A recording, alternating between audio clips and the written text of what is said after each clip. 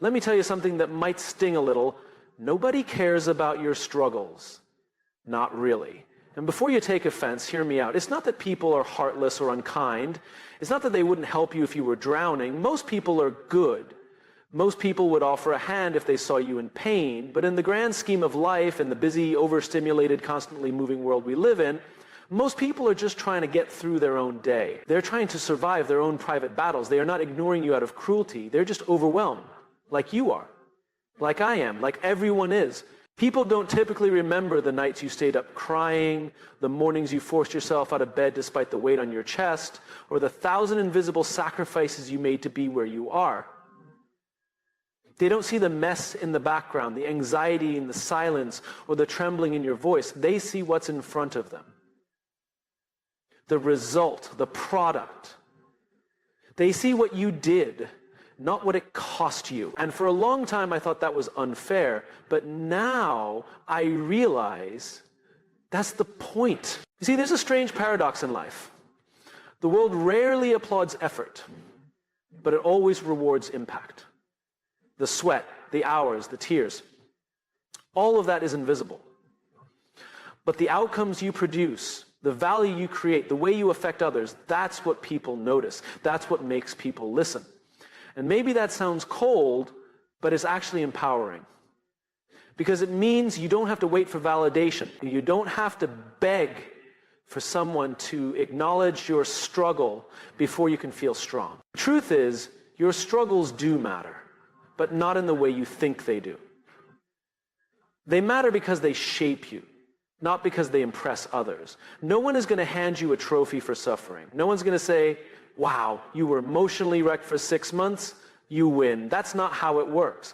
People are moved by what you become because of what you went through, not by the pain itself. Pain without purpose is just noise. Pain with growth is transformation.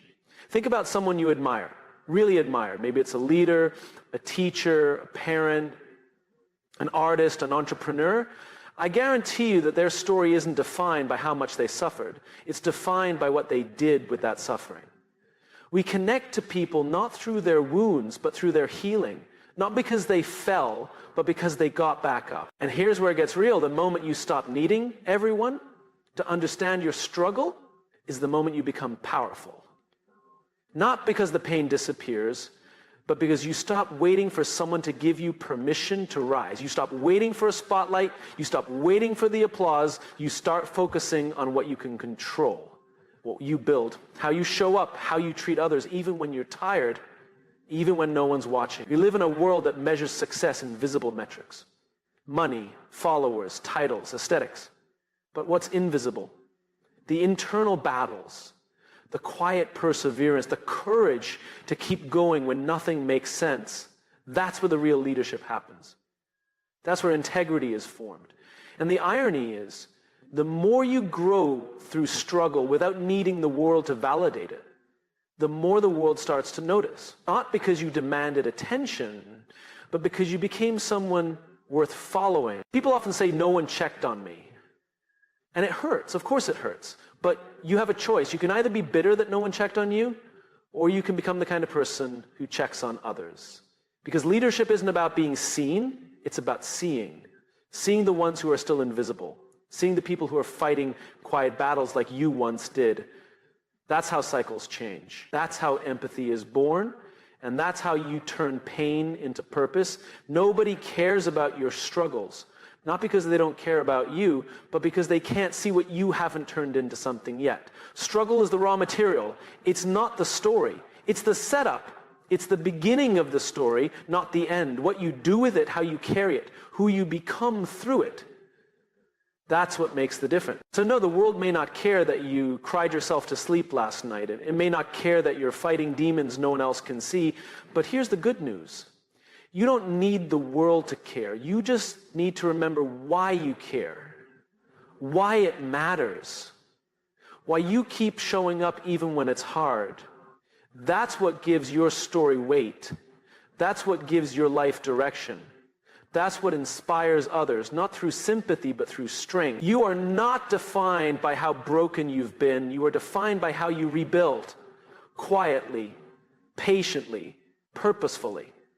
You are defined by the impact you create despite the wounds, not because of them.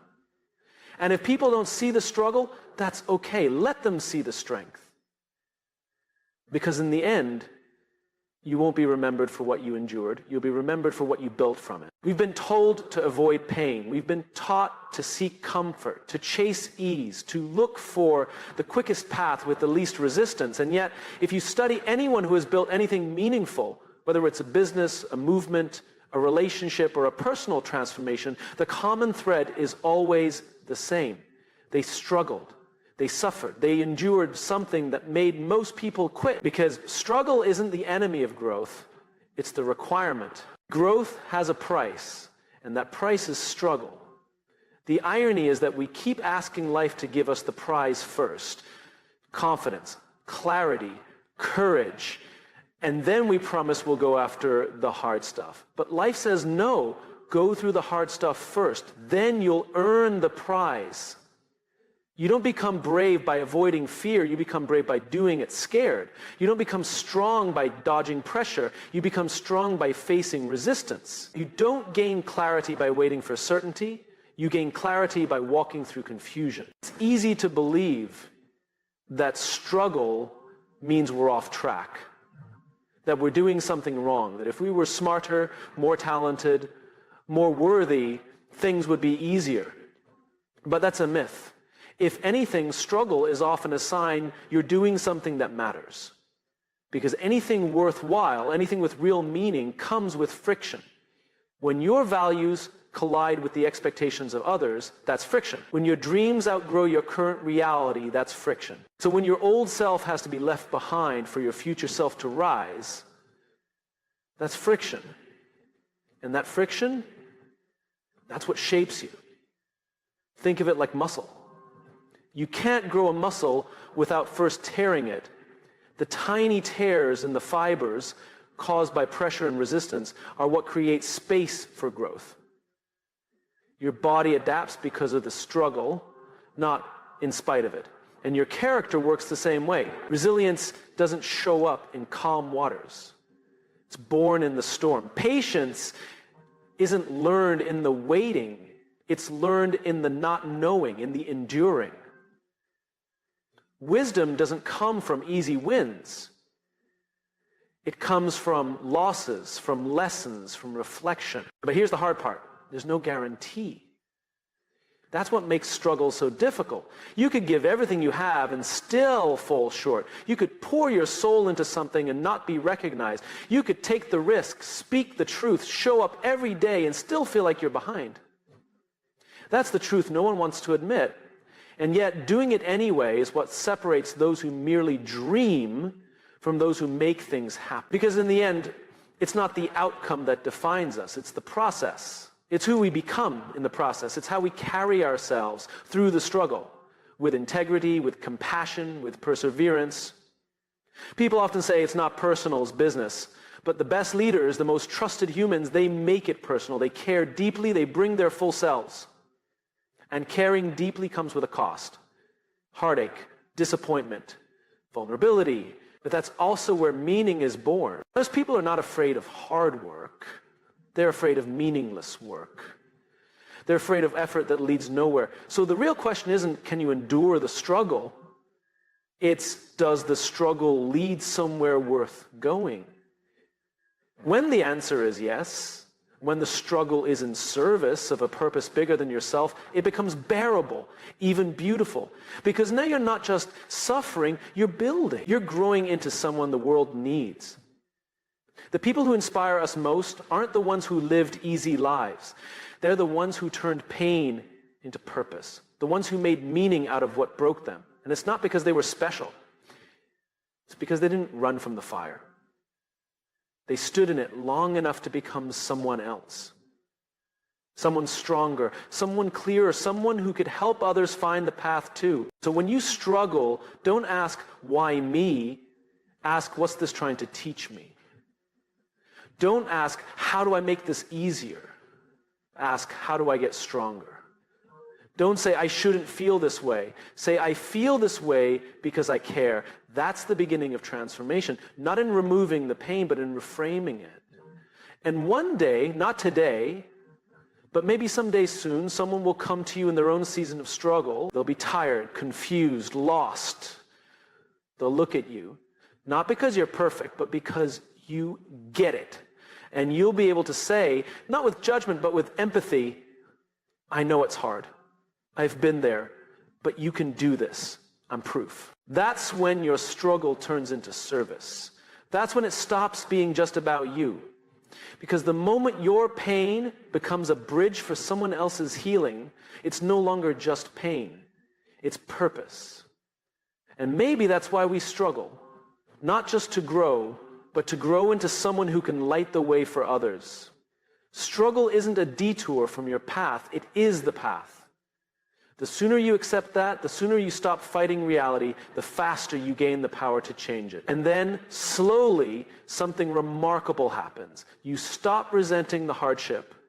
You start rising with it. And in doing so, you become exactly the kind of person you once needed. And that, more than any applause, any title, any recognition, that is what makes the struggle worth it. There comes a point in life when you realize that not everyone will understand your journey. And that's okay. In fact, it's more than okay. It's necessary. Because the goal is not to get the world to understand you. The goal is to become the kind of person who doesn't need to be understood in order to keep moving forward. We've been conditioned to believe that our value is tied to being seen. That if people don't acknowledge our effort, if they don't validate our pain, if they don't understand our why, well then maybe we're doing something wrong. But that belief traps us. It locks us into performing instead of growing, into explaining instead of evolving. And slowly we become more invested in how we're perceived than in who we're becoming. There is a quiet power that emerges when you stop needing to be understood, when you no longer have to justify your path, when you no longer explain why you're walking away from things that no longer serve you or stepping into unknowns that others think are reckless. Because here's the truth. Most people will never understand your transformation while they're still committed to their own comfort. And they're not supposed to. It's not their path. It's yours. Growth is personal. It's intimate. And often, it's invisible. You're not going to get a standing ovation for choosing discipline over distraction.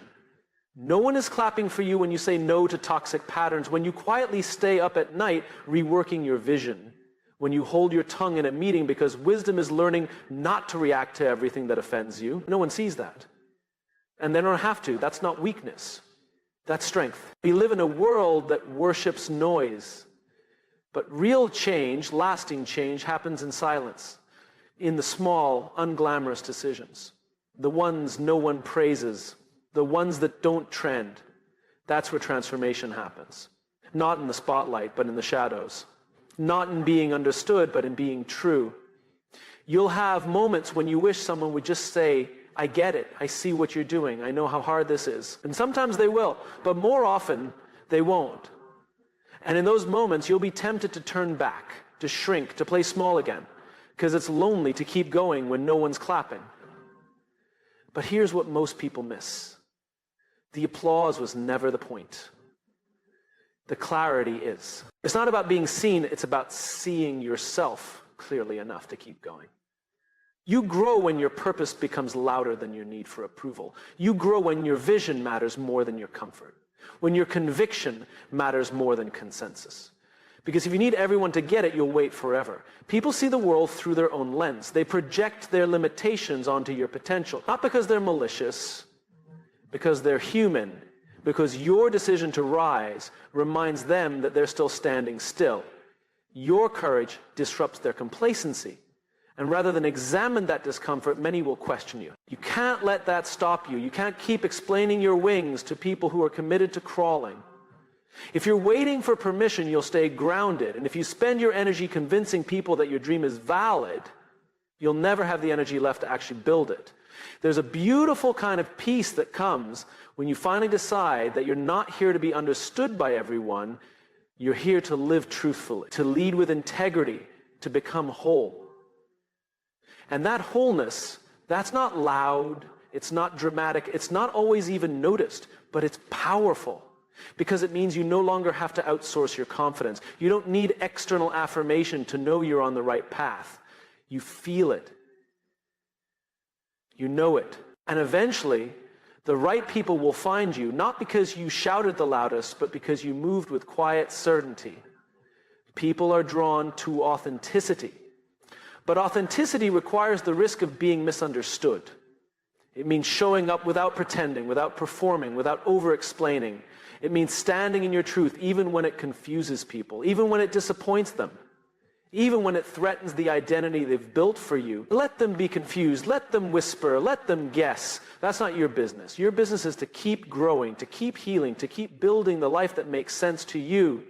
Because in the end, you're the one who has to live with the consequences of your choices, not the people who judge them. The strength you build in those moments, when you feel alone, misunderstood, dismissed, is the kind of strength no one can take from you. It's not borrowed. It's not dependent. It's yours. It's earned in silence, in struggle, in solitude. And it becomes your anchor, so that when the storms come, and they will, you don't need anyone to throw you a rope. You've already built your foundation. Sometimes people will misunderstand your boundaries as selfishness. They'll see your silence as arrogance, your clarity as rebellion. But you don't owe anyone a version of yourself that keeps them comfortable.